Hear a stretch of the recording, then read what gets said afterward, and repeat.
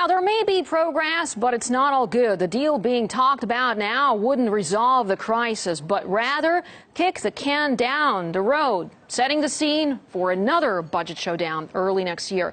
More on this now with investor Jim Rogers, author of Street Smarts: Adventures on the Road and in the Markets. Jim, thank you so much for joining us here today on RT to discuss this. Well, look, even if there's no deal to raise the debt ceiling in 2 days, the U.S. Treasury has got tens of billions of dollars in reserves, and some are saying that, America's economy still has time. What's your take?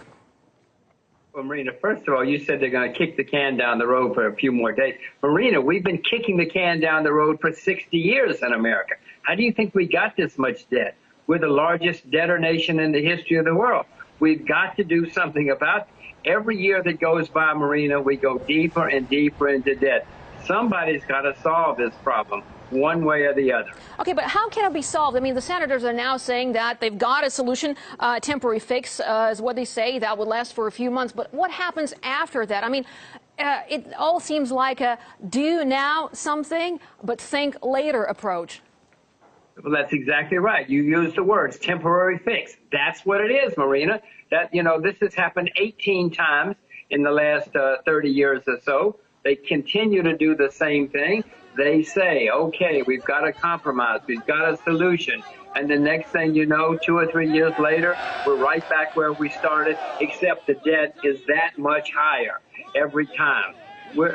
They can keep doing this, and they have been doing it for 30 years. But Marina, eventually, the market's going to say, we don't want to play this game anymore. We're not going to lend you money at any price.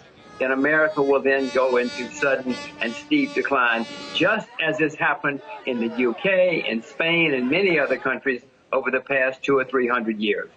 All right, now let's look back a few years to 2008, the global financial crisis. And some analysts were saying back then, when America sneezes, the whole world has a cold. So, I mean, is this a similar situation now? What happens to the countries who have their assets in dollars? How are they affected?